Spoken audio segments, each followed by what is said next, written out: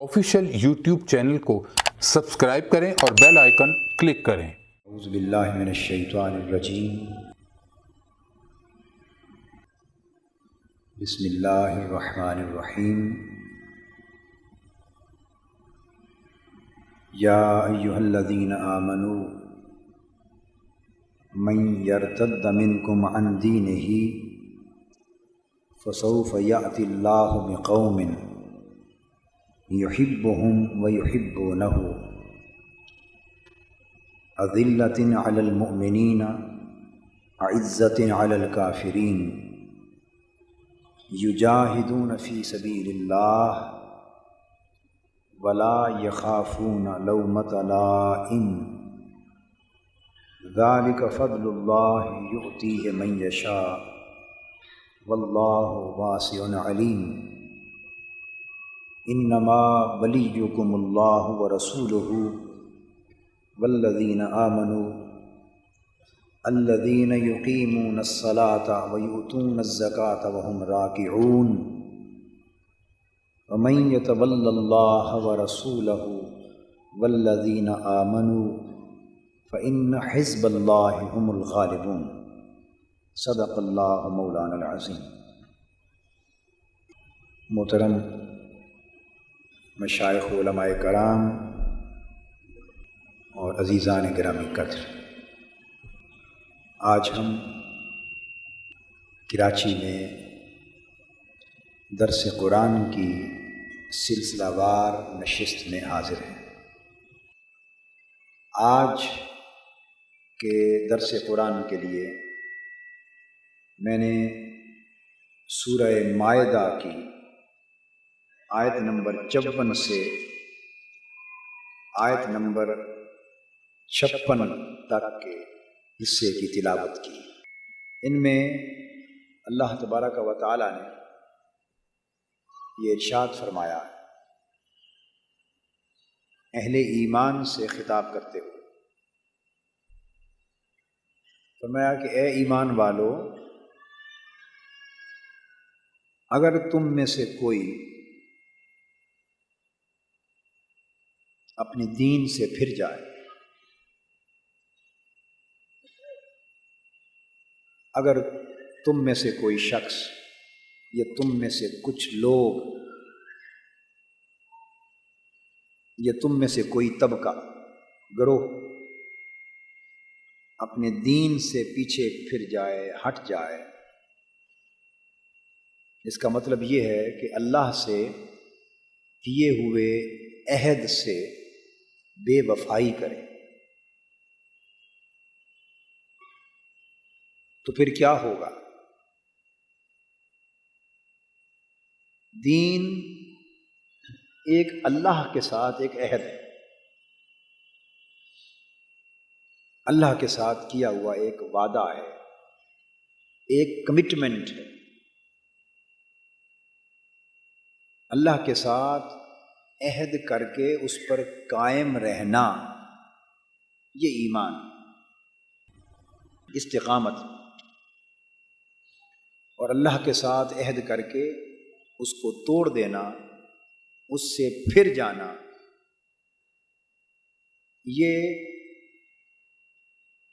इर्तिदाद है, या अगर हल्के दर्जे में बात करें तो इन्हिराफ है। यहाँ अल्लाह तबारक व तआला ने ईमान वालों से खिताब किया। इसका मतलब ये है कि बात उन लोगों से हो रही है जिन्होंने अल्लाह जल्ल मजदहू के साथ अहद बांधा है, एक मीसाक किया है, और फिर उस अहद के साथ बेवफाई की, उस अहद से फिर गए, अपने दीन से फिर गए। उन लोगों के लिए फरमाया फसौफ यातिल्लाहु बिक़ौम,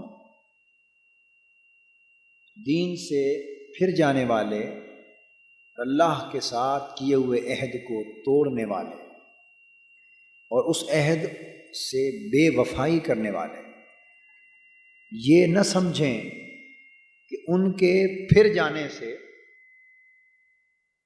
अल्लाह का दीन गिर जाएगा। माज़ल्लाह, ان کی بے وفائی سے یہ عہد ہمیشہ کے لیے کمزور پڑ جائے گا، ٹوٹ جائے گا، اور اللہ کے دین کی عمارت ان کی بد عہدی اور بے وفائی سے اللہ کے دین کی عمارت دھڑام نیچے گر پڑے گی۔ نہیں، فرمایا یہ بات نہیں، اس کے برعکس بات یہ ہے کہ اگر تم میں سے کوئی اللہ کے دین سے پھر جائے اور اللہ سے کیے ہوئے عہد کو توڑ دے تو کیا ہوگا؟ فسوف یأتی اللہ بقوم، اللہ تعالیٰ تمہیں ہٹا دے گا اور تمہاری جگہ ایک اور قوم لے آئے گا، تمہاری جگہ ایک اور طبقہ لے آئے گا،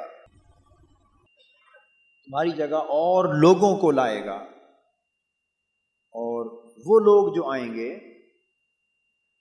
وہ ایسے لوگ ہوں گے کہ یحبہم، اللہ کو خود ان سے پیار ہوگا،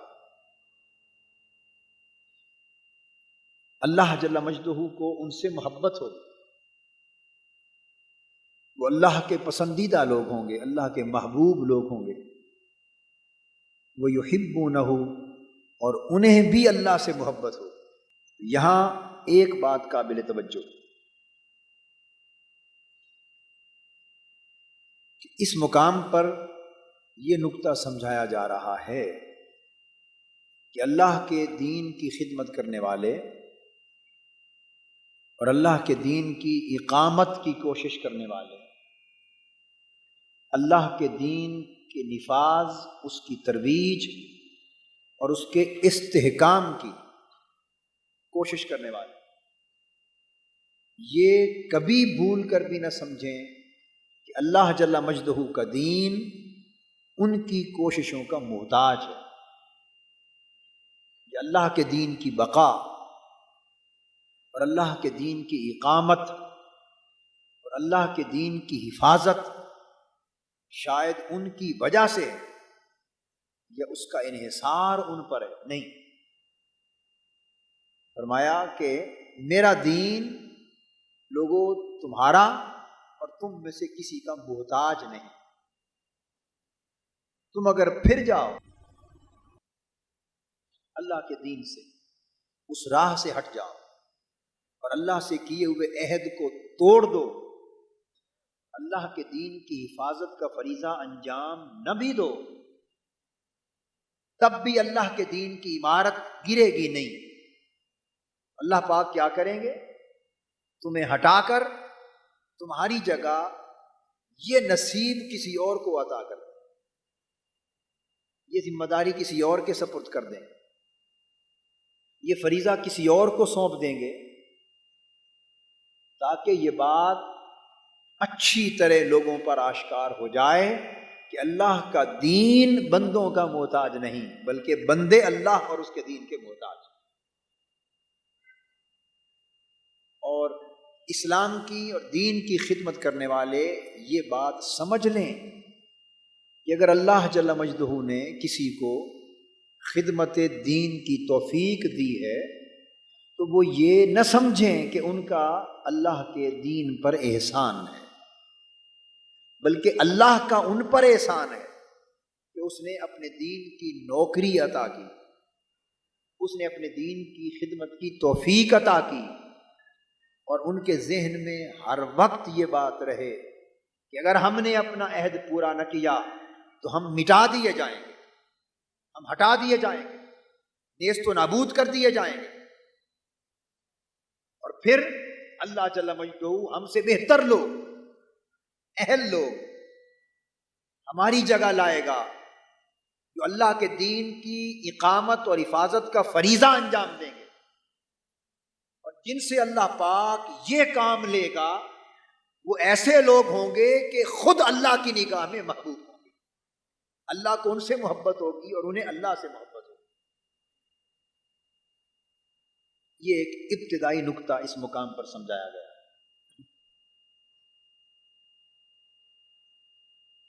یہاں سے ایک بات یہ بھی واضح ہو گئی کہ اللہ تبارک و تعالیٰ نے بے شک اپنے دین کی حفاظت اپنے بندوں کے ذریعے لینی، مگر جب تک اللہ چاہے گا اس حفاظت کا کام انجام پذیر ہوتا رہے گا۔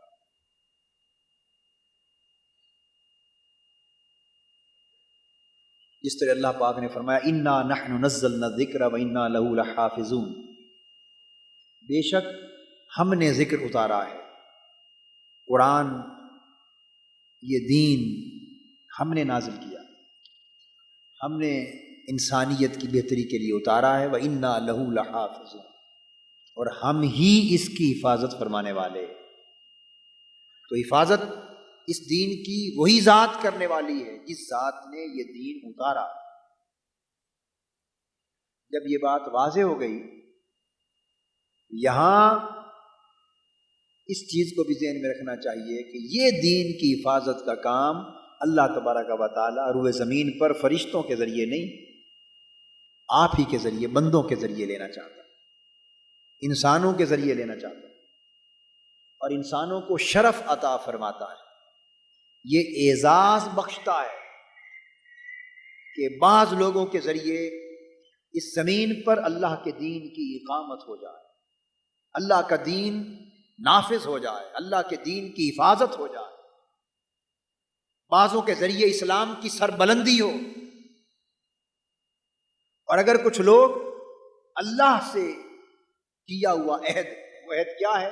جب انسان نے پڑھ لیا لا الہ الا اللہ محمد رسول اللہ، جب کلمہ پڑھ کے اور پھر گواہی دے کر کے اشہد ان لا الہ الا اللہ وحدہ لا شریک لہ واشہد ان محمدا عبدہ ورسولہ، جب گواہی دے دی، زبان سے اقرار کر لیا، دل سے گواہی دے دی، انسان گواہ ہو گیا جب توحید و رسالت پر، اس کے بعد اللہ کے بھیجے ہوئے دین کے لیے جینا اور اس دین کے لیے مرنا، اس دین کی اقامت کرنا، اس کی حفاظت کرنا، اس کو سربلند کرنا، اس کی ترویج کے لیے، اس کے نفاذ کے لیے، اس کے فروغ کے لیے، اس کی عظمت کی بحالی کے لیے، اور جہاں جہاں تک ممکن ہو اس دین کے کلمہ کو پہنچانے کے لیے ہر اس کلمہ گو کی ذمہ داری ہے جس نے کلمہ کی زبان میں اپنے اللہ سے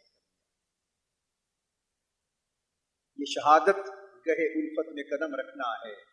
لوگ آسان سمجھتے ہیں مسلمان، ہم نے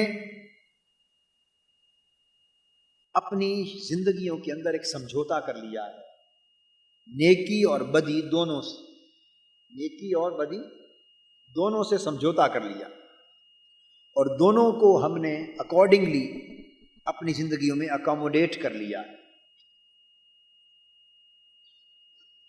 کلمہ بھی پڑھتے ہیں، نماز پڑھتے ہیں، روزہ رکھتے ہیں، حج کرتے ہیں، زکوٰۃ دیتے ہیں، صدقات دیتے ہیں، تسبیح پڑھتے ہیں، مزارات پر بھی ہو آتے ہیں، میلاد شریف بھی کرتے ہیں، 11ویں شریف بھی کرتے ہیں، جمعرات کو حلقہ ہائے ذکر میں بھی جاتے ہیں، مشائخ کے ہاتھ پاؤں بھی چوم لیتے ہیں، صبح سویرے قرآن مجید چوم کر آنکھوں پر بھی لگا لیتے ہیں، تلاوت کرتے ہیں۔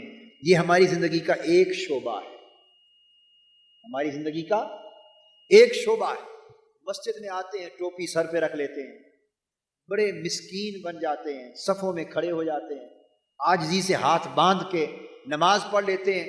کوئی کمزور غریب بڑا اپاہج بھی نظر آتا ہے تو اپنے آپ کو اس کے ساتھ بھی بڑی مساوات پہ عمل کرنے والا بنا کے کھڑا کر لیتے ہیں۔ یہ ہماری زندگی کا ایک رخ ہے، ایک چہرہ ہے۔ اور دوسرا چہرہ بھی ہم رکھتے ہیں، وہ چہرہ ہمیں دکان پر نظر آتا ہے، دفتر پر نظر آتا ہے، اسٹاک ایکسچینج میں نظر آتا ہے، وہ چہرہ ہمیں منڈیوں میں نظر آتا ہے، تجارت کے وقت، کاروبار کے وقت، لین دین کے وقت، اللہ کی مخلوق سے برتاؤ کے وقت، بازار میں، دفاتر میں، دنیاوی زندگی بسر کرتے ہوئے ہم اس چہرے کو اتار کے رکھ لیتے ہیں، نیا چہرہ چڑھا لیتے ہیں۔ کبھی وہاں ہمیں کوئی برتاؤ کرتا ہوا دیکھے تو یہ تصور بھی نہ کر سکے کہ یہ وہی شخص ہے جو مسجد کی اس پہلی صف میں بیٹھ کر دعا کے وقت رو رہا تھا۔ کیا یہ وہی ہے جو اللہ کے حضور جھک رہا تھا، جو آج اس اللہ کی مخلوق کے ساتھ دھوکہ کر رہا ہے؟ جھوٹ بول رہا ہے, لوگوں کی جیبیں کاٹ رہا ہے, ملاوٹ کر رہا ہے, رشوت لے رہا ہے, غبن کر رہا ہے, قوم کا خزانہ لوٹ رہا ہے, دجل اور فریب کر رہا ہے, ظلم کر رہا ہے, اللہ کی مخلوق کا حق مار رہا ہے, جھوٹ بول کے کما رہا ہے, کساد بازاری کر رہا ہے, چور بازاری کر رہا ہے, اور پیسے کمانے کی ہرس اور ہوس میں کہ میری جیبیں بھر جائیں, میں قارون بن جاؤں, دوسرے شخص کے رونے پر ہنس رہا ہے. یہ دونوں بالکل متضاد چہرے ہیں, اور ہم نے دونوں کو اکاموڈیٹ کر لیا ہے. دونوں کو ہم نے کس طرح اکاموڈیٹ کر لیا؟ کہتے ہیں جی وہ ہمارا دین ہے, یہ ہماری دنیا ہے. اے چمن والو, میں یہ پڑھا کرتا ہوں شعر, اے چمن والو چمن میں یوں گزارا چاہیے کہ باغ باں بھی خوش رہے, راضی رہے صیاد. ہماری شخصیتیں دوہری شخصیتیں بن گئی. اس آیت کریمہ کے ذریعے یہ بیان کرنا مقصود ہے کہ یہ دوہرا پن اللہ سے کیے ہوئے عہد کو توڑنا ہے, دین سے پھر جانا, دین سے. اس دوہرے پن نے ہمارے معاشرے کو اس مقام تک لا کے کھڑا کر دیا ہے کہ ہماری زندگی کے 4 حصے ہو گئے. کتنے؟ 3 حصے ہم نے دنیا کے سپرد کر دیے. پہلے ہم نے خود تفریق قائم کی ہے, یہ تفریق اللہ نے قائم, بولی اللہ نے قائم نہیں, یہ تفریق حضور علیہ الصلوۃ والسلام نے قائم نہیں, یہ تفریق ہم نے قائم کی ہے اپنے مفاد کی خاطر. اور تفریق کے بعد ہم نے 4 حصے بنا دیے ہیں زندگی کے. 3 حصے ہم نے دنیا کے سپرد کر دیے, 1 حصہ دین کے سپرد کر دیا. کیا یہ بات درست ہے یا غلط ہے؟ ہماری زندگی کے 3 حصے دنیا کے سپرد. پوچھو کیا ہے بھئی؟ یہ دنیا داری, یہ کاروبار ہے, یہ تجارت ہے, یہ سیاست ہے, یہ دنیا کا معاملہ ہے. دین کو سکیڑ سکیڑ کر صرف مسجد پر اور مصلی پر لا کے کھڑا کر دیا, ارد گرد 4 دیواری بنا دی. اب دین اس 1 حصے سے باہر نہیں جا سکتا. گھر دنیا کا حصہ, مسجد میں آ کر اللہ کی بات کرنے والے بھول جاتے ہیں کہ جب وہ اپنے گھر کے ماحول پہ نظر کرتے ہیں اور وہاں ان چیزوں کو فروغ ملتا ہے جو اللہ کے دین کے ساتھ کھلا مذاق, اللہ کے دین کے ساتھ کھلا مذاق. ٹی وی کے ذریعے فحاشی کو فروغ ہوتا ہے, عریانی کو فروغ ہوتا ہے, بلو پرنٹس گھروں میں دیکھتے ہیں, دینداروں کے گھروں میں نہیں چلتے. بولیے, دینداروں کے گھروں میں نہیں چلتے. انڈین فلمیں چل رہی ہیں, بلو پرنٹس چل رہے ہیں, ویڈیو اسپیشل کیسٹس چل رہے ہیں, فحاشی, عریانی, گندگی, غلاظت گھروں کے اندر ہے. والدین, بیٹیاں, بیٹے دیکھ رہے ہیں. یہ سارا کچھ گھر میں ہو رہا ہے. شادیاں آ جاتی ہیں, شادی پہ جو کچھ ہم کرتے ہیں وہ دین کے دائرے میں نہیں آتا, وہ دنیا ہے. غنی پر جو کچھ کرتے ہیں وہ دین کے دائرے میں نہیں آتا, وہ بھی دنیا ہے. لین دین گھر میں شادی بیاہ جو کرتے ہیں وہ بھی دنیا ہے. برتاؤ جو کرتے ہیں وہ دنیا ہے. گھر کے رہن سہن میں جو کرتے ہیں وہ دنیا ہے. پھر ہم دکان پر چلے جاتے ہیں, صبح سے شام تک اگر ہم اپنے گریبان میں جھانک کر دیکھیں تو جو کچھ دکان پر اور اپنی فیکٹری میں اور اپنی تجارت میں اور اپنی صنعت میں اور کاروبار میں جو کچھ ہم کر رہے ہیں, جانتے ہوئے کہ ان میں سے کتنی چیزیں وہ ہیں جن کی دین اجازت نہیں دیتا, مگر ہم نے انہیں دنیا کہہ کر اکاموڈیٹ کر لیا. کیا کریں, یہ دنیا داری ہے. دفتروں میں چلے جائیں, جو کچھ ہو رہا ہے صبح سے شام تک دنیا داری کی زد میں آتا ہے. مارکیٹوں میں ہو رہا ہے, جو بازاروں میں ہو رہا ہے, دنیا داری کی زد میں آتا ہے. پھر اس سے ایک پوری معاشی زندگی استوار ہوتی ہے. معاشی زندگی استوار ہوتی، وہ دنیا ہے۔ آج اس ملک میں ہمارے معاشرے میں کتنے کاروبار ہیں، میں سمجھوتے کی بات کر رہا ہوں، جب سارے اس کا جز اور پرزہ بن جاتے ہیں اسی سے پورا نظام بن جاتا ہے۔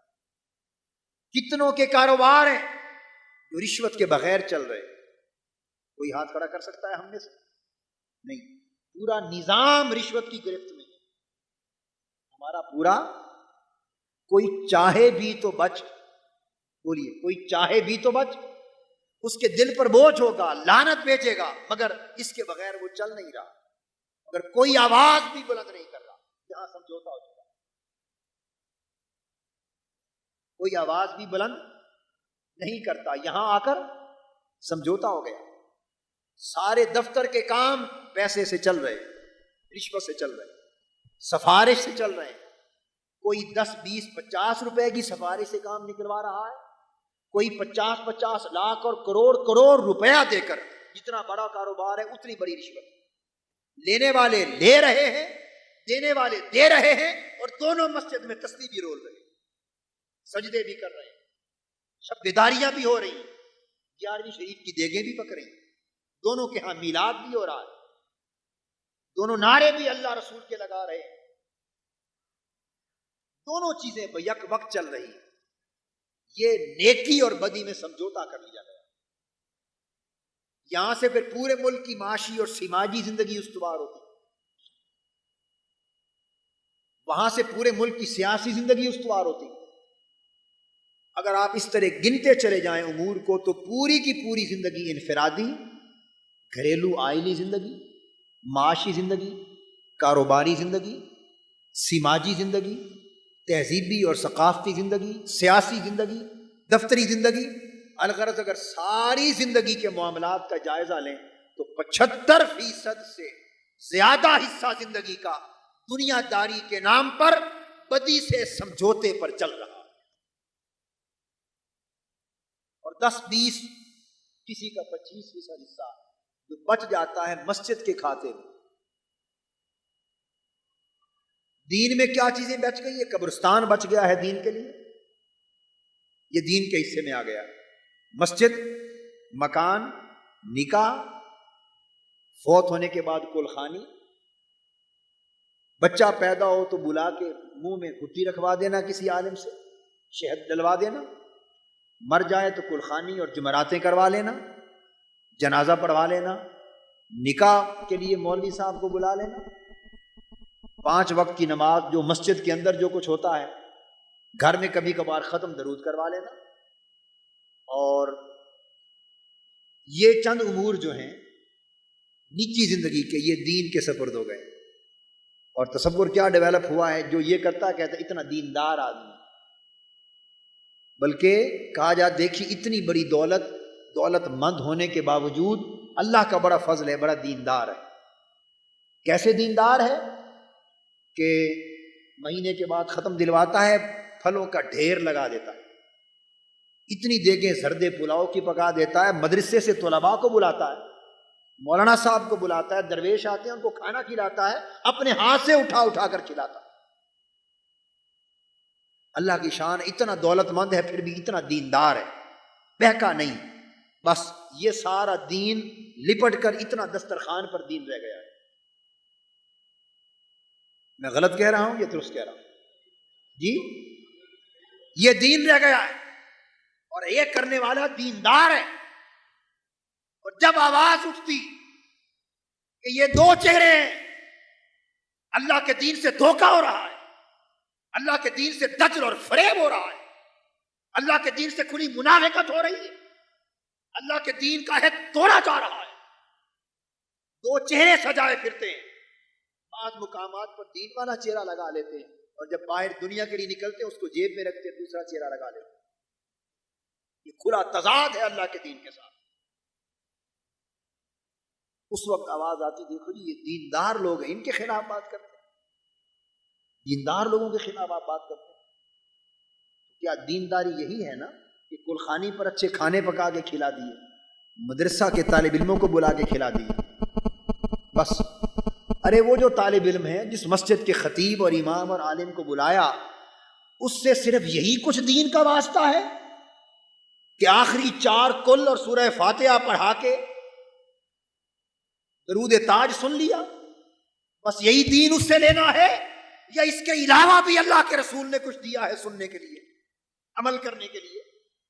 تمہاری دکانیں، کاروبار، تجارتیں، صنعتیں، سیاستیں، تہذیبیں، ثقافتیں، ساری کی ساری دنیا دن اور رات سارے دین کے دائرے سے خارج، وہ تم اپنی مرضی سے چلاؤ، اور 8-10 رسمیں تم اللہ کے دین کے تابع کرو اور کہو اللہ کے دین پر عمل ہو رہا ہے۔ فرمایا من یرتد منکم دینہ، یہ میرے ساتھ عہد کر کے مجھ سے دھوکہ کر رہے ہو، عہد باندھ کر میرا عہد توڑ رہے ہو۔ علامہ اقبال نے کیا کہا تھا تقسیم ہند سے پہلے؟ جن لوگوں نے کہا تھا یہاں کیا نقصان ہے، دین کو کیا خطرہ ہے، الگ ملک بنانے کی کیا ضرورت ہے، اکٹھا رہتے ہیں۔ علامہ نے کہا تھا ملا کو جو ہے ہند میں سجدے کی اجازت، ناداں یہ سمجھتا ہے کہ اسلام ہے آزاد۔ نمازیں تو اس وقت بھی پڑھنے کے لیے کوئی روکتا نہیں تھا، قربانیاں اس وقت بھی لوگ دے لیتے تھے، حج پہ اس وقت بھی چلے جاتے تھے، بلکہ پیدل جاتے تھے اس وقت، تو اب جہازوں پر ہم جاتے ہیں۔ رسمی دین تو اس وقت بھی تھا، روح نہ تھی۔ رسمی دین اب بھی ہے، روح مردہ کر دی گئی۔ اور جو کچھ ہم سمجھوتا کرنے کے بعد نیکی اور بدی کے مابین جو دین سے لینا چاہتے ہیں، وہ کہتے ہیں کہ بس یہ جی چیزیں میں نے چند ایک گن کے بتائیں، یہ ملتی رہیں، نعت خوانی ملے، تلاوت ملے، کچھ ذکر اذکار کی باتیں ملیں، بس اتنا۔ اس سے وہ ایک ایمان کی چنگاری جو آخری حصے میں بچی ہوئی ہے، وہ تھوڑی تھوڑی سلگتی رہے، اس ذوق کی تسکین ہوتی رہے، اس ذوق کی۔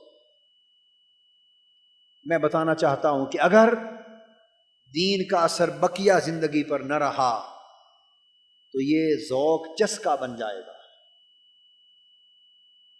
یہ نشہ بن جائے گا، اور وقت ایسا بھی آ جائے گا کہ آج 1/4 حصہ زندگی میں دین کے لیے بچ گیا، یہ حصہ کم ہوتا جائے گا، اور کل کو 5واں حصہ بچ جائے گا، پھر 6واں حصہ بچ جائے گا، پھر زندگی ساری کا 10واں حصہ دین کے سپرد ہوگا، پھر 100واں حصہ رہ جائے گا، پھر ہم اس انجام کو پہنچ جائیں گے جہاں عالم عرب کی نوجوان نسل اور آج کا عالم عرب پہنچ گیا ہے، جن کا مقدر یہ ہے کہ وہ یہودیوں کے ہاتھوں ذلیل کیا جائے۔ کیا عرب میں نمازیں نہیں پڑھی جاتی مسجدوں میں؟ ان کی مسجدوں میں نمازی ہم سے کم ہوتے ہیں یا زیادہ؟ زیادہ ہوتے ہیں، باجماعت ہوتی۔ وہاں تو عرب میں تو یہ بھی ہے کہ اگر اذان ہو جائے دکان پہ بیٹھو تو اگلے مارتے بھی، یہ جہاں نہیں ہوتا اتنا اہتمام۔ نمازیں وہاں بھی ہوتی، زکوٰۃ وہاں بھی ہوتی، حج وہاں ہوتا ہے، بلکہ حج کا تو مرکز ہی وہی ہے، زکوٰۃ ہوتی ہے، صدقہ خیرات ہوتی ہے، اللہ اللہ وہاں بھی ہوتا ہے۔ مگر آج ان ساری باتوں کے باوجود یہ اس نیکی اور بدی کے مابین سمجھوتا ہے، دھوکہ ہے اللہ کے دین سے، منافقت، جس نے اس انجام پر اس امت کو جا پہنچایا ہے کہ کعبے کی حفاظت کے لیے کعبے کے دشمن بلائے جا رہے ہیں۔ کعبے کی حفاظت کے لیے کعبے کے دشمن آئے، اسلام کی سرزمین کی حفاظت کے لیے اسلام کے دشمن آئے، اور اس مقدس سرزمین پہ اب شرابیں پی جا رہی ہیں، خنزیر کھائے جا رہے ہیں، بدکاریاں ہو رہی ہیں۔ 1500 سال کے بعد آج اس سرزمین پر یہودیوں عیسائیوں کے ناپاک قدم پڑے۔ ابرہا آیا تھا کعبہ گرانے کے لیے، اب وہی قبیلہ آیا ہے کعبہ نام نہاد کعبے کو بچانے کے لیے، اور خدا جانے اس عنوان میں وہ کیا کر کے جائے۔ عالم اسلام کے ساتھ کیا بیتے گی؟ میں یہ عرض کرنا چاہتا ہوں، من یرتد منکم عن دینہ کے حوالے سے عرض کرنا چاہتا ہوں کہ اس انجام پر یہ امت کیوں پہنچی، کیسے پہنچے؟ اسی وجہ سے کہ ہم نے سمجھوتا کیا، ہم نے سمجھوتا کیا بدی اور نیکی کے مابین، دین کے لیے تھوڑا سا گوشہ چھوڑ دیا، باقی سب دنیا کے سپرد کر دیا۔ اور یہ تصور ہم نے وضع کر لیا کہ جہاں سے دین ملتا ہے وہاں کہا جی بس اس دائرے کے اندر بات ہو، بقایا بات دوسروں کا حق، بقایا بات دوسروں کا، وہ اوروں کے لیے چھوڑ دی، بقایا پوری زندگی اوروں کے لیے چھوڑ دی۔ تو جب بقایا پوری زندگی گھیر کر دین کو مسجدوں میں بند کر دیا، اسمبلیاں غیروں کے لیے چھوڑ دی جہاں دین کی آواز بلند نہ ہو، ایوان ان کے لیے چھوڑ دیے جہاں دین کی آواز بلند نہ ہو، دفاتر اس نظام کے سپرد کر دیے جہاں دین کی چھاپ نہیں، معاشرتی پوری زندگی اور کاروبار اور تجارت کی زندگی اس نظام کے سپرد کر دی جس نظام کا چلن سارا حرام پر ہے، ناجائز ہے، ناانصافی پر ہے، ظلم پر ہے۔ جب ہم نے زندگی کے بیشتر حصے ان کے سپرد کر دیے تو میں یہ عرض کرنا چاہتا ہوں اور قوم کو آگاہ کرنا چاہتا ہوں کہ وقت آئے گا کہ یہ جو تھوڑی سی چنگاری جل رہی ہے،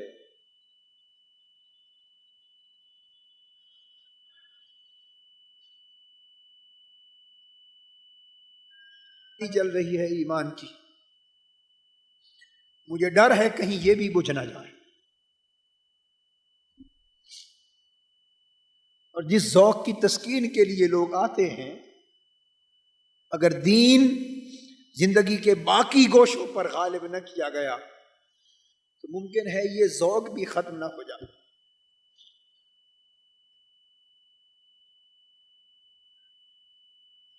وہ کسی کا ایک شعر ہے کہ مجھے یہ ڈر ہے دل زندہ تو نہ مر جائے، مجھے یہ ڈر ہے دل زندہ تو نہ مر جائے، کہ زندگانی عبارت ہے تیرے جینے سے۔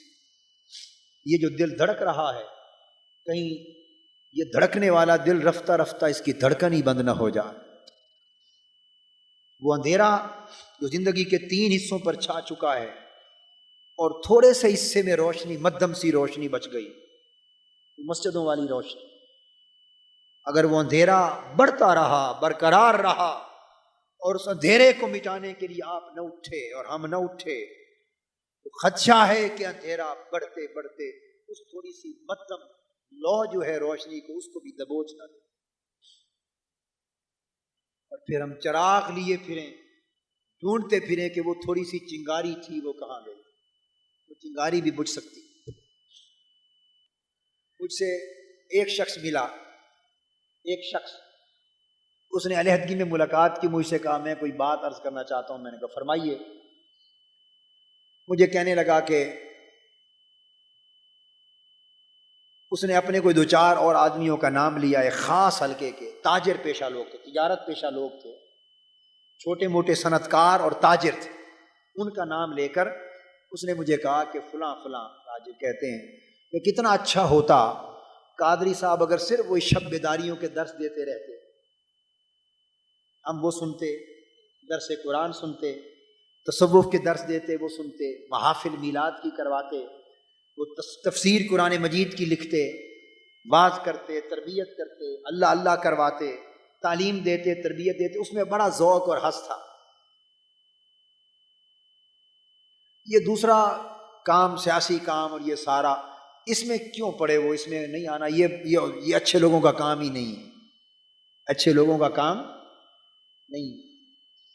میں یہ سن کے ہنس پڑا، میں نے سمجھایا، میں نے کہا یہ بات اس لیے سوجھی کہ وہ جو جتنی چیزوں کا نام لیا، بس دین کو ہم نے زندگی میں صرف اتنے حصے سے متعلق کر دیا ہے، بقایا سارا حصہ ہم نے دین کے ہاتھ سے نکال دیا، دین کے ہاتھ سے نکال لیا ہے۔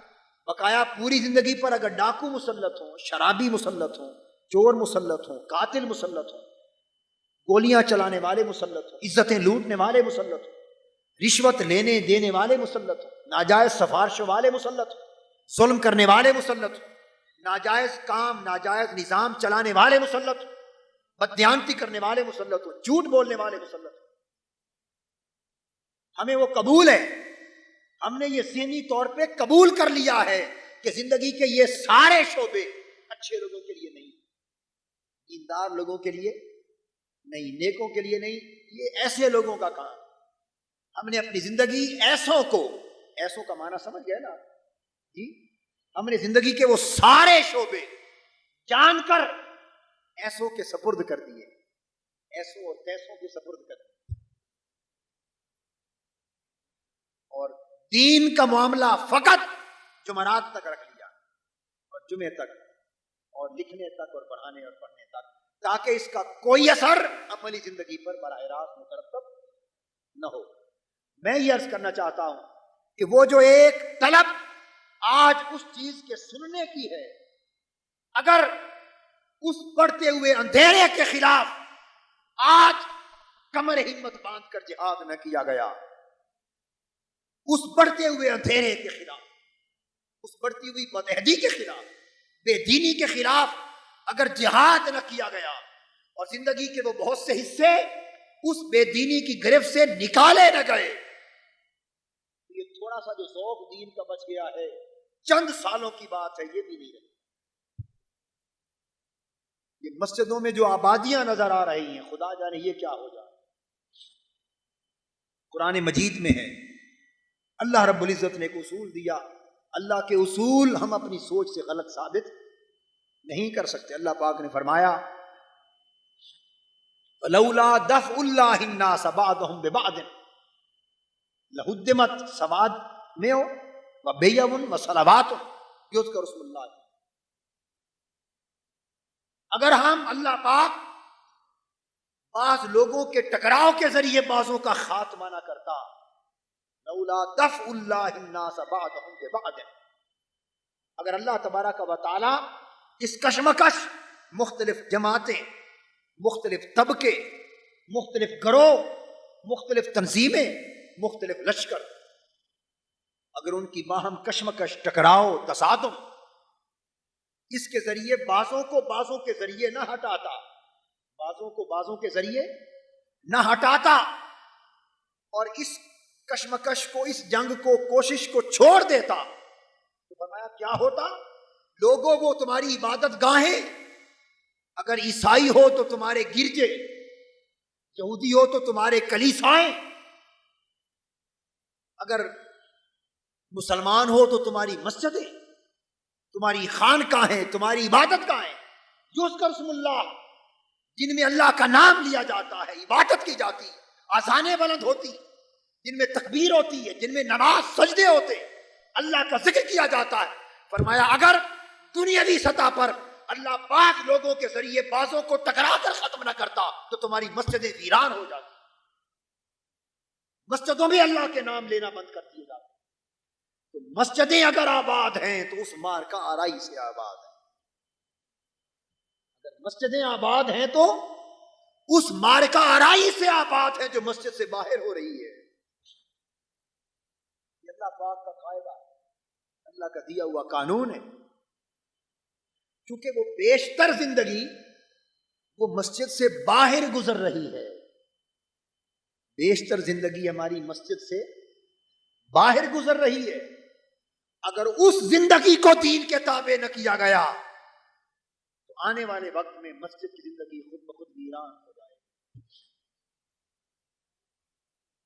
اس لیے اللہ تبارک و تعالی نے متوجہ کرتے ہوئے فرمایا لوگوں یا ایھا الذین آمنوا من یرتد منکم عن دینہ، تم میں سے جو شخص اپنے دین سے پھر گیا، اب یہاں اس دین سے مراد جو میں لے رہا ہوں وہ خالی نماز روزے والا دین نہیں ہے، بلکہ پورا عہد ہے اللہ کے ساتھ کیا ہوا کہ مولا ہم جس دین پر تجھ پر ایمان لائے ہیں، جس دین کا عہد کیا ہے، اس دین کو اس زمین پر بپا کریں، اس دین کو اس زمین پر قائم کریں گے، اس دین کو اس زندگی پر لائیں گے۔ اگر خالی کلمہ پڑھ کے، اپنی اپنی نمازیں پڑھ کر، ایک دوسرے غریبوں کو زکوٰۃ دے کر، حج کر کے، کعبۃ اللہ کی زیارت کر کے، اللہ اللہ کر کے اگر دین کا فریضہ ادا ہو جاتا تو میرے آقا کبھی شہر مکہ چھوڑ کر مدینہ ہجرت نہ کرتے، بدر اور احد کے غزوات کبھی بپا نہ ہوتے، خندق اور حنین اور طائف کے غزوے کبھی نہ ہوتے، اور جسد اقدس لہو لہان کروانے کی نوبتیں کبھی نہ آتی. یہ سمجھوتا ہو سکتا تھا مکہ میں، کفار مکہ سے، قریش مکہ سے یہ سمجھوتا ہو سکتا تھا کہ ہم تمہارے نظام کو نہیں چھیڑتے، تم ہمارے مذہب کو نہ چھیڑو. کیا دشواری تھی اس میں؟ سلطنت، حکومت، اقتدار، معیشت، کاروبار، تجارت، سیاسی اقتدار، قوت، سرداری تمہارے پاس رہے. یہ کعبہ ہے، ہمیں 5 وقت نماز پڑھنے دو. تمہارا کیا جاتا ہے؟ ہم 5 وقت میں اذان کہہ کے نماز پڑھ لیں، سال کے بعد جب رمضان آئے تو روزے رکھ لیں. بھئی خود ہی سحری کرنی، خود ہی افطاری کرنی اور خود ہی دن بھر بھوکا رہنا. کافروں کا کیا بگڑتا تھا اس میں؟ مشرکوں کا کیا بگڑتا تھا؟ ہم سال کے 1 مہینے میں روزے رکھ لیں، ذی الحج آئے تو حج کر لیں، آگے پیچھے کعبے کی زیارت کر لیں، طواف کر لیں، حجر اسود کے بوسے لے لیں، عمرہ کر لیں، نماز پڑھ لیں. مہینہ آئے رجب کا تو زکوٰۃ دے دیں، کوئی غریب ہو ہم میں تو اس کی مدد کر دیں، صدقہ خیرات کر دیں. اپنا حلال کمائیں، حرام نہ کھائیں. کافر کو کیا تکلیف تھی؟ بھئی آپ چلو حرام نہ کمائیں، آپ حلال کمائیں، کھائیں، شراب نہ پئیں، غلط کام نہ کریں، اپنی زندگی پاک کرنی ہے. کفار و مشرکین کو کیا اعتراض ہے؟ اور ہم فارغ وقت میں اللہ اللہ کریں.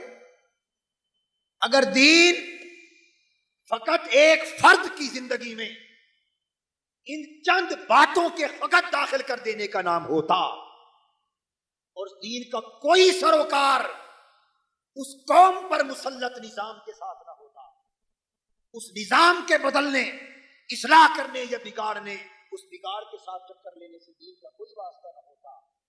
سب سے پہلے اس نظام کے ساتھ سمجھوتا مکہ کی سرزمین پہ کر لیا جاتا. اور کفار و مشرکین مکہ کو کبھی ضرورت نہ تھی کہ وہ ٹکر لیتے. کبھی نوبت نہ آتی کہ آقا کو پتھر مارے جاتے، کبھی نوبت نہ آتی کہ 3 سال شیب ابی طالب نے حضور کو گرفتار، حضور کو قید کر دیا جاتا. کبھی نوبت نہ آتی کہ آقا ہجرت کرتے، وطن چھوڑنے کی نوبت آ گئی، وطن چھوڑنے کی نوبت آ گئی. اور پھر اس طرح بڑھتی گئی دشمنی اور مخالفت کہ وطن چھوڑا، تلواروں سے در اقدس کا محاصرہ ہوا. سوال یہ وہ کیا شے تھی جس نے کفار و مشرکین کو ننگی تلواروں کے ساتھ آقا کے در دولت کے محاصرے پر مجبور کر دیا تھا؟ وہ کیا شے تھی؟ کیا فقط ان کا نمازیں پڑھنا ان کے لیے اتنا خطرناک ہو گیا تھا کہ وہ تلواریں لے کر حضور کے ارد گرد جمع ہو جائے؟ فقط روزے رکھنا، فقط اپنے لیے رزق حلال کا کھانا، فقط جو ایمان لے آئیں انہیں توحید، رسالت اور آخرت کی تعلیم دینا اور اپنی زندگی پاکیزہ بسر کر لینا. کیا یہ کام ایسے تھے کہ اس سے کفار و مشرکین کی سلطنت کو خطرہ ہو جائے اور وہ تلواریں لے کر آقا کے گرد جمع ہو جائے اور ہجرت کی نوبت آ جائے؟ پھر پہلا سال آتا ہے ہجرت مدینہ کے بعد، کفار مدینہ پر حملہ کرتے ہیں آقا دو جہاں کی اٹھنے والی تحریک کو مٹانے کے لیے. اور 80 میل شہر مدینہ سے باہر دفاع ہوتا ہے، جنگ ہوتی، 80 میل باہر جنگ ہوتی. اگلا سال آتا ہے، کفار پھر تیاری سے آتے. پہلی جنگ 80 میل باہر آ کے ہوئی، دوسری جنگ حضور کے شہر پر چڑھ گئے کافر اور 2 میل باہر آ کر احد پہ جنگ. اتنا دباؤ،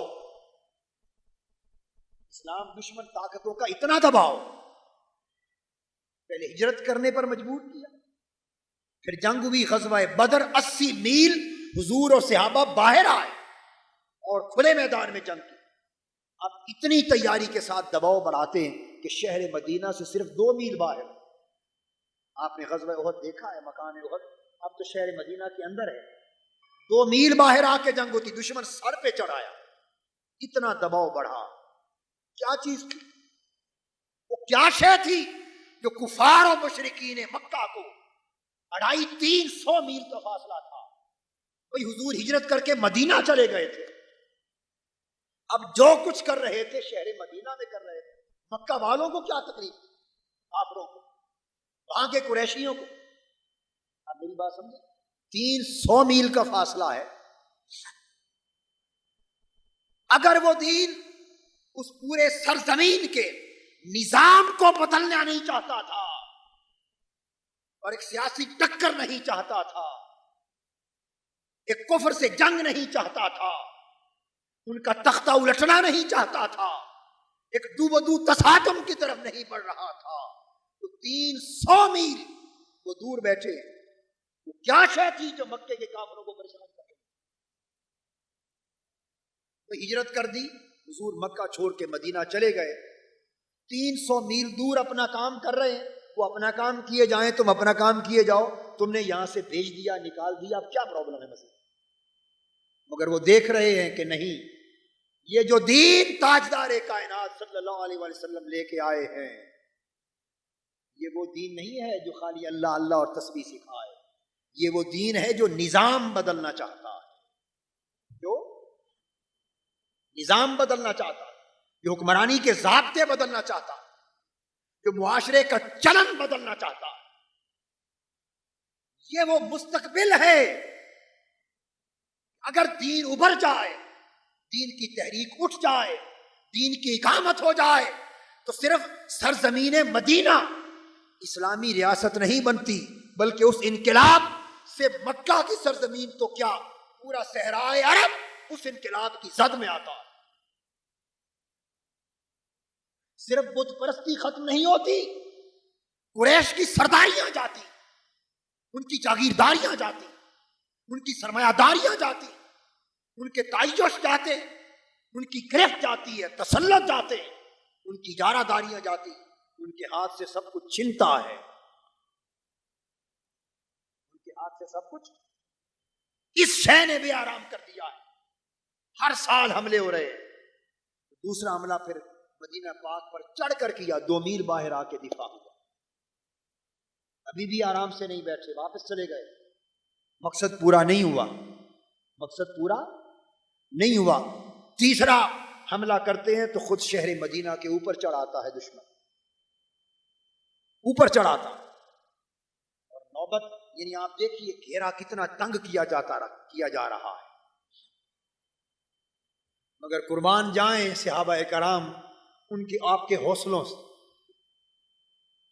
جب آقا انہیں اپنے گھر بار، وطن، کاروبار، تجارت، بیویاں، بچے، بیٹیاں، وطن سارا کچھ چھڑا کر مدینہ لے جا رہے تھے، تو قربان جائیں آقا آپ کے صحابہ پر ان کے حوصلے اس وقت بھی تنگ نہ ہوئے. کسی نے یوں نہ پوچھا کیا حضور آپ سچے رسول نہیں، ہم سے وطن چھڑایا جا رہا ہے، اللہ کی مدد کب آئے گی؟ اللہ کی مدد کب آئے گی؟ ہم سے گھر بار چھڑائے جا رہے، بیوی بچے چھڑائے جا رہے، ہم مسافر ہو کر تنہا جا رہے، وطن، گھر بار، تجارت، کاروبار سب یہی رہا. کسی کے حوصلے تنگ نہ پڑے اور کسی نے نہ پوچھا آقا سے کہ حضور اللہ کی مدد کب آئے گی، کیا ہم سچے نہیں. فرمایا حکم ہو گیا ہے، وطن چھوڑ دو، چل پڑے. یہ شہادت گہے الفت میں قدم رکھنا ہے. لوگ آسان سمجھتے ہیں مسلمان ہونا، مسلمان ہونا تو نام ہی قربانی کا ہے. حملہ ہوا پہلا، دوسرا، یکے بعد دیگرے دیکھ دشمن چڑھ رہا ہے اور گھیرا تنگ ہوتا جا رہا ہے، تب بھی حوصلہ تنگ نہیں ہوا. گھیرا تنگ ہوا مگر حوصلہ تنگ کسی نے نہیں پوچھا آقا اب تو یہ ہمارے سروں پر چڑھ آئے، اب تو یہاں سے بھی نکال دیں گے، اللہ کی مدد کب آئے گی؟ اللہ کی مدد کب آئے گی؟ کیا آپ اور ہم سچے نہیں، حق پر نہیں. حوصلے تنگ نہیں ہوئے، سر پہ چڑھائے. میرے آقا خود فاقے کے ساتھ پیٹ پر پتھر باندھے کھدالے لے کر خندق کھود رہے.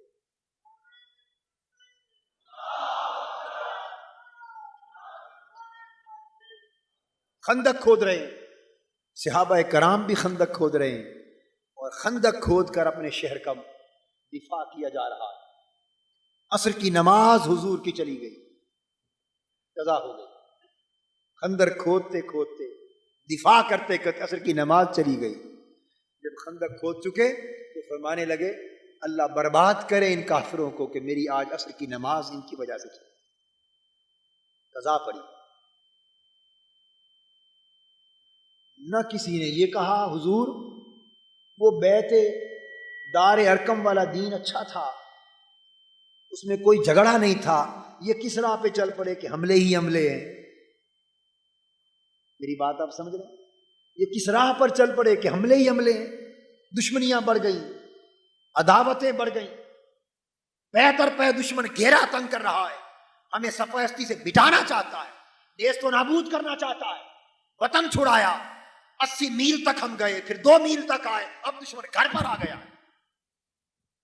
کسی نے نہ کہا حضور وہ دار ارقم والے دن اچھے تھے،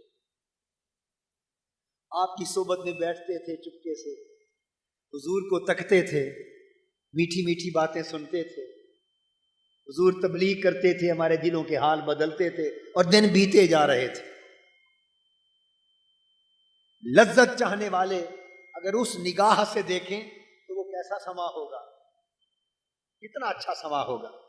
اور پھر حضور آپ کی بات جا کے چھپ چھپ کے اوروں کو بتاتے تھے، اس میں کتنا مزہ آتا تھا. ہائے ہائے ہائے، کتنا مزہ آتا ہوگا. چپکے سے چھپ چھپ کے اوروں کو بتاتے تھے اور کہتے تھے بھئی چپ کر کے آؤ، آپ کو ایک گھر لے جاتے ہیں، ذرا ہمارے حضور کو دیکھ لو، آ کر ان کی صحبت میں بیٹھ جاؤ، ان کی 2 باتیں سن لو، دل کو بھا جائیں تو ایمان لے آنا، نہیں تو واپس آ جانا. اس چپ کے کام میں کتنی لذت ہوگی، کتنا کیف ہوگا، کتنا سرور ہوگا.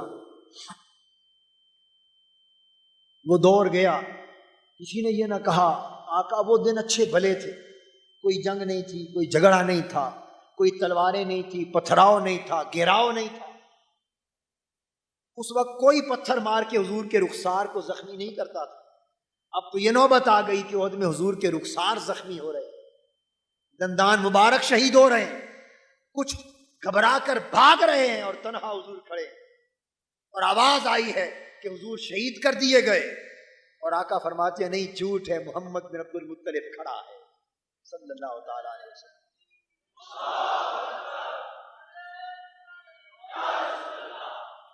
دوستو یہ کسی دل میں یہ بات نہیں آئی، کسی دل میں یہ بات نہیں آئی کہ یہ کس راہ پر ہم چل پڑے، اور یہ دین کا کون سا دور آ گیا کہ ہر وقت تلوار ہے. وہ وقت تھا کہ تلوار سے واسطہ ہی نہ تھا، تلوار سے، اب تلوار ہے کندھے سے اترتی نہیں، ہر 2-4 روز بعد آواز آتی ہے چلو بھائی تلوار اٹھاؤ، غزوہ جہاد، غزوے پر جہاد پر چلو. واقع ہیں، جنگیں ہیں، مگر نہیں، دین آگے بڑھ رہا ہے، اپنی منزل کی طرف جا رہا ہے. وَالَّذِي أَرْسَلَ رَسُولَهُ بِالْهُدَى وَدِينِ الْحَقِّ لِيُظْهِرَهُ عَلَى الدِّينِ كُلِّهِ. بھیجا ہی اس لیے ہے رسول کو، دین حق دے کر، ہدایت دے کر. صرف اس لیے نہیں بھیجا کہ تمہارے ہاتھ میں تسمیہ تھما دے، صرف اس لیے اپنے رسول معصوم کو نہیں بھیجا کہ تمہیں خالی نماز روزے کے سبق دے دے، اس لیے بھیجا ہے لِيُظْهِرَهُ عَلَى الدِّينِ كُلِّهِ، یہ دین پوری دنیا پر غالب کر دے.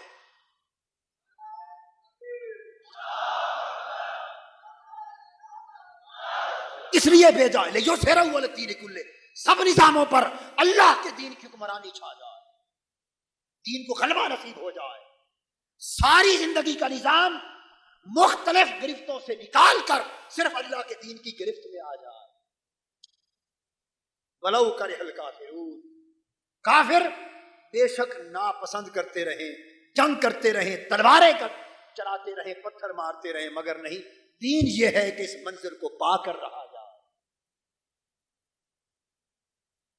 پھر جنگیں چلتی رہیں، اور پھر وہ وقت آ گیا جب 8 ہجری میں میرے آقا، پھر کیا 8 سال گزر گئے، کعبے کو دیکھا بھی نہیں.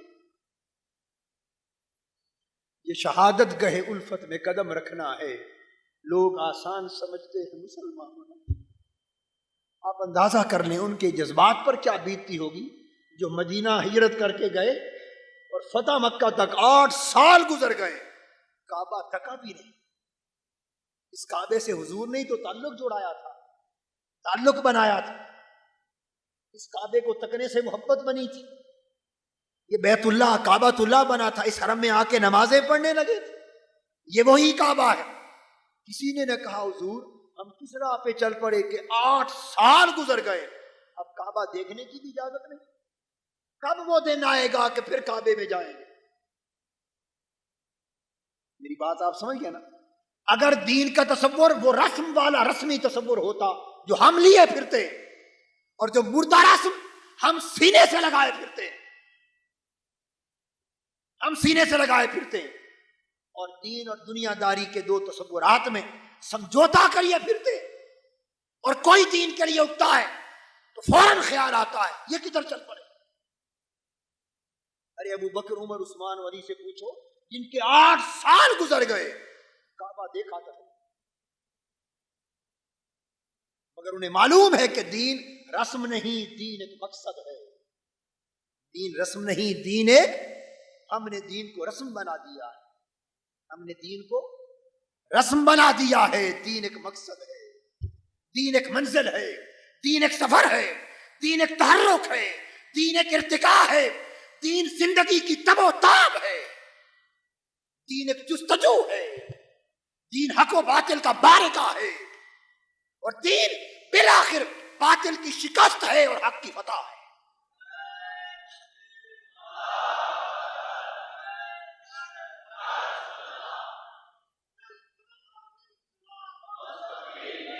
یہ کسی نے نہ پوچھا۔ اگر ہم رسمی دین رکھنے والے ہوتے تو ہم قدم قدم پہ تھام لیتے اور ایک طرف لے جا کے پوچھتے حضور کدھر چل پڑے، کیا کام شروع کر دیا ہم نے، 8 سال ہو گئے کعبہ بھی دیکھنا نصیب نہیں ہوا۔ وہ خالی دعوت باز تبلیغ والا دین اچھا تھا کہ کعبے سے نکالتا تو کوئی نہیں تھا نا، اب تو کعبے والے شہر میں جانے بھی کوئی نہیں دیتا۔ وہ خالی باز تبلیغ اچھی تھی، وہ خالی درس اچھے تھے، کعبے میں تو دیتے تھے نا، مگر یہ قربانیاں بھی آتی ہیں کہ 8 سال تک کعبہ دیکھنا بھی نصیب تھا، یہ بھی قربانیاں ہیں۔ اور پھر وہ 6 ہجری میں وہ دن بھی آیا جب آقا کو ایک خواب آیا صلی اللہ تعالی علیہ وسلم، قرآن مجید گواہ ہے۔ صحابہ کرام کو جمع کیا اور حدیبیہ کے میدان میں لے گئے، اس سال حج ہوگا، وہاں پہنچے 1400 صحابہ اور بعض روایات میں 1500 صحابہ حدیبیہ میں پہنچے، ادھر کفار آ گئے، سیدنا عثمان غنی رضی اللہ تعالیٰ عنہ کو سفیر بنا کر مذاکرات کے لیے بتایا، مذاکرات کے لیے خود شہر مکہ سے دور حدیبیہ کے مقام پر گئے، پڑاؤ ہے، کفار نے داخل ہونے کی اجازت نہیں دی، سیدنا عثمان غنی رضی اللہ تعالیٰ عنہ مذاکرات پر جاتے، کفار اجازت نہیں دیتے، وعدہ کرتے کہ اس سال چلے جاؤ واپس، اگلے سال اجازت دیں گے آگے اب واپس چلے جاؤ۔ سیدنا عثمان غنی یہ ہے جن کی سمجھ میں دین آ گیا تھا، جن کی سمجھ میں دین آ گیا تھا۔ سیدنا عثمان غنی رضی اللہ تعالیٰ عنہ سے کہتے ہیں عثمان تم چونکہ حرم کعبہ تک آ گئے ہو، کعبے تک آ گئے ہو، تمہارے نبی اور تمہارے باقی ساتھیوں کو تو اس سال حج کی اجازت نہیں ہے، چلے جاؤ اگلے سال ہوگی، تم چونکہ آ گئے ہو لہذا تمہیں خالی نہیں موڑتے، تم طواف کر لو کعبے کا، تم طواف کر لو کعبے کا۔ مگر قربان جائیں ان کی عظمتوں پر جنہیں دین کی سمجھ آ گئی، وہ کہنے لگے نہیں، اس کعبے کا طواف اپنے ساجن کے بغیر کر لو، اپنے ساجن کے بغیر کر لو، حضور کے بغیر کر لو۔ ہم نے انہوں نے ہمیں یہ کعبہ دکھایا تھا، ہم اس کو ماننے لگے، وہ یہاں سے لے گئے، 8 سال مڑ کے واپس نہیں لائے، ہم نہیں آئے، اب اسی دن طواف کریں گے جس دن ساجن بھی طواف کریں گے، کر لو کعبے کا طواف نہیں کیا۔ اگر دین کو رسم سمجھتے تو کہتے کہ چلو میں تو آیا ہوا ہوں، حضور نے کوئی منع تو نہیں کیا تھا نا، کرتا جاؤں، مگر نہیں۔ ایک بات سمجھ میں آ گئی تھی، واپس مڑ گئے، کن کن مرحلوں سے گزرے، واپس مڑ گئے، مذاکرات ہوئے، ایک معاہدہ صلح نامہ لکھا گیا، صلح نامہ حدیبیہ لکھا گیا، شرائط طے ہو گئیں۔ دیکھنے میں وہ شرائط کافروں کے حق میں زیادہ نظر آتی تھی اور مسلمانوں کے مفاد کے خلاف نظر آتی تھی، مگر آقا نے شرائط قبول فرما لی۔ آخر پہ دستخط ہوئے، سیدنا علی شیر خدا رضی اللہ تعالیٰ عنہ معاہدہ لکھنے والے تھے حضور کی طرف سے۔ جب دستخط ہوئے تو انہوں نے لکھ دیا محمد رسول اللہ۔ کفار نے اعتراض کیا، کہا ہم تو رسول اللہ مانتے ہی نہیں، آپ کو ہم تو محمد بن عبداللہ مانتے ہیں، ہم آپ کو رسول اللہ مانتے ہی نہیں، تو جس کاغذ پہ معاہدہ ہو رہا ہے ہم تو اس پر دستخط نہیں کریں گے جب تک آپ رسول اللہ کا لفظ نہ کاٹیں، اسے کاٹیں، خالی محمد لکھیں، تب دستخط کریں گے۔ میرے آقا نے فرمایا علی کاٹ دو رسول اللہ، کاٹ دو۔ سیدنا علی شیر خدا رضی اللہ تعالیٰ عنہ نے فرمایا حضور کی طرف دیکھتے ہوئے، حضور علی کے ہاتھ سے تو یہ نہیں کاٹا جائے گا،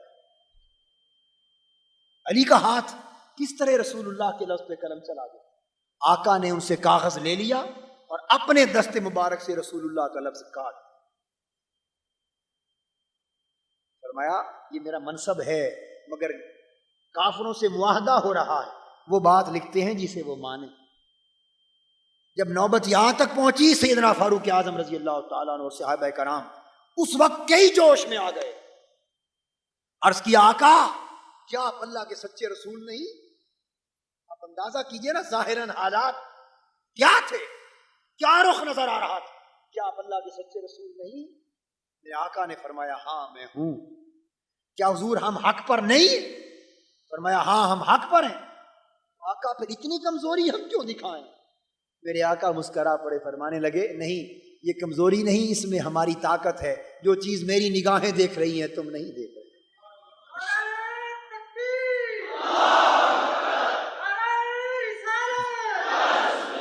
جو میری نگاہیں دیکھ رہی ہیں وہ تم نہیں دیکھ رہے۔ وہ وقت آئے گا کہ یہی معاہدہ ہمیں فتح تک پہنچا دے گا، انہیں ناکام کر دے گا۔ پھر اسی معاہدے پر عمل ہوا۔ تھوڑا عرصہ بیتا تھا، کافر آ گئے ہاتھ جوڑ کر کہ یہ شرطیں ہمیں مہنگی پڑیں، آپ جیت گئے۔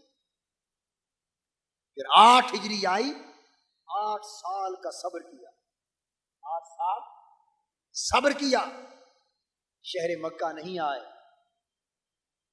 جنگوں پہ جنگیں ہوئی، غزوات پہ غزوات ہوئے، مشقتیں ہوئی، محنتیں ہوئی، قربانیاں ہوئی، شہادتیں ہوئی، تصادم ہوئے۔ 8 سال کی اس مشقت کے بعد فتح مکہ کا وہ سال آیا جب فتح کا جھنڈا میرے آقا کے ہاتھ میں تھا، اور فاتحانہ شان سے جس وادی مکہ سے ہجرت کر کے میرے آقا رخصت ہوئے تھے اس میں فاتح بن کے آ رہے تھے، کافروں کی گردنیں بیچتے ہوئے، جن کی تلواریں تنی ہوئی تھی، جب مصطفیٰ آ رہے تھے ان کی گردنیں جھکی ہوئی تھی۔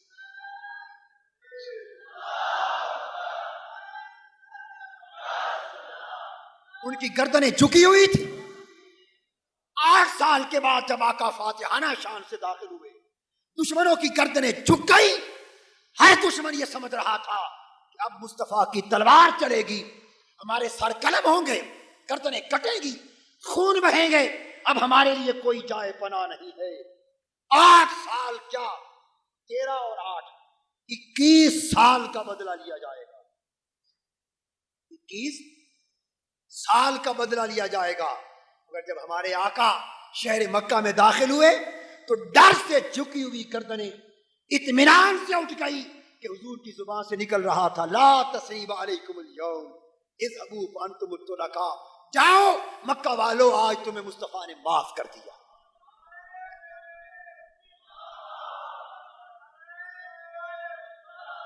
تم پر کوئی گرفت نہیں، تم پر گرفت نہیں، جاؤ تم آج آزاد ہو۔ اور وہ مکہ پھر سرزمین اسلام میں بدل گیا۔ تو میں عرض یہ کرنا چاہتا ہوں کہ میرے آقا نے یہ تفریق کبھی نہ کی کہ یہ دین ہے، مسجد میں رہے، گھر میں رہے، رسم میں رہے، باقی دنیا نہیں. حضور کی تو مسجد میں سجدے کی جو حالت تھی وہی احد اور بدر کی تلوار کی حالت. خیمے لگتے تھے آقا کے، صحابہ کے پہرے ہوتے ارد گرد، محافظ دستے ہوتے، ہمہ وقت حملے کے خطرے ہوتے، تلواریں لے کر ساری ساری رات. کبھی سیدنا صدیق اکبر پہرا دیتے، محافظ بنتے، گارڈ بنتے، کبھی سیدنا علی شیر خدا پہرے دیتے. اس طرح کی سپاہیانہ زندگی بسر کی. 8 سال کی زندگی بسر کرنے کے بعد پھر واپس فتح کا وقت آیا. اور انا فتحنا لک فتحا مبینا کا پیغام بہت پہلے آ گیا تھا. ابو ہم تمہیں فتح مبین کی خوشخبری دیتے. تو آقا نے یہ تفریق نہیں کی. ان کا دین ایک تسلسل تھا، ایک عمل تھا، ایک تحرک تھا. آج اگر ہم چاہتے ہیں کہ یہ دین پھر سے زندہ ہو جائے، اس دین کی اقامت ہو، ہمارے احوال بدل جائیں، یہاں کے اندھیرے چھٹ جائیں اور دین کا نور شرق سے غرب تک پھیل جائے، ہمارے حالات بدل جائیں، امت کی تقدیر بدل جائے، عالم اسلام کی قسمت بدل جائے اور اندھیری رات ختم ہو اور مصطفی انقلاب کے سورج طلوع ہو، تو بڑی قربانیوں سے گزرنا ہوگا. بڑی نشیب و فراز آئیں گے، اپس اینڈ ڈاؤنز آئیں گے، بڑی اونچ نیچ آئے گی، دشمن کے کئی وار آئیں گے. ارے یہ تو بفری ہوئی لہروں سے لڑنا ہے، بفرے ہوئے سمندر سے لڑنا ہے. لہریں نہیں چاہیں گی کہ آپ آرام سے اپنے ساحل مراد تک پہنچ جائیں. لہریں آپ کو ڈبونا چاہیں گی، آپ کو ڈبونا چاہیں گی. طغیانی کبھی اجازت نہیں دے گی کہ آپ آرام سے ساحل اور سمندر کے کنارے جا پہنچے. نہیں، وہ ڈبونا چاہیں گی. آپ کبھی ڈوبیں گے، کبھی ابھریں گے، کبھی نیچے جائیں گے، ابھریں گے، لہروں سے لڑیں گے، اس طوفان سے جنگ کریں گے اور اس کشمکش میں سے گزرتے گزرتے راتیں بھی لگائیں گے، دن بھی لگائیں گے، تن من تن لٹائیں گے. مگر اللہ اور اللہ کے رسول نے چاہا تو فتح آپ کی ہوگی، ساحل مراد تک آپ جا پہنچے.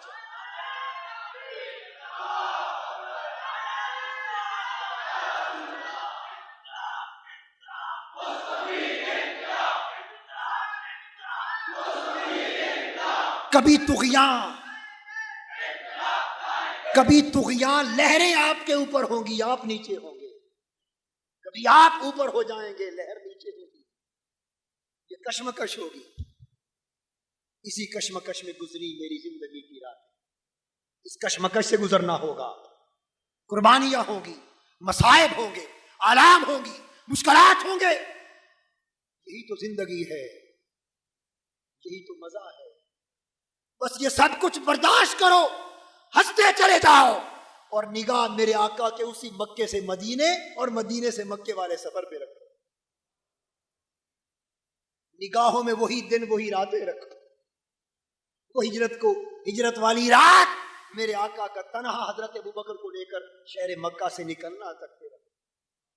اور وہ دشمن کے تعاقب کو دیکھ کر 2 راتیں 3 راتیں اس غار میں، غارے سور میں میرے آقا کا چپ کر کے بیٹھتے رہنا دیکھو. پھر مدینہ کی زندگی دیکھو، پھر رخساروں پر پتھروں کا لگنا دیکھو، پھر جسد پاک کا لہو لہان ہونا دیکھو. ارے خندق کھودنا دیکھو اور پتھروں کو پیٹ پر باندھنا دیکھو. پھر حدیبیہ کے وہ حالات دیکھو اور پھر 8 ہجری کو فاتحانہ شان سے پلٹ کر مکہ آنا دیکھو. نگاہ میں یہ سفر رکھو اور اپنا سفر جاری رکھو. نگاہ میں یہ سفر رہے اور آپ کا سفر جاری رہے. آقا کے نالین پاک کے صدقے ہمارا پہلا قدم ہے، ہم نے 9 قدم اگی آگے چلنا. ہمارے سفر کا آغاز ہے، ہمارے سفر کا.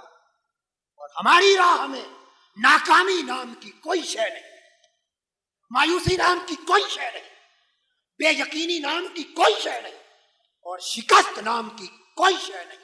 ارے یہ تو موجوں سے لڑنا ہے، یہ طغیانیوں سے لڑنا ہے. یہ کبھی نیچے ہے، کبھی اوپر ہے. فیصلہ اس جد و جہد کے اختتام پر ہوگا جب ہم مصطفی انقلاب کے ساحل پر پہنچیں.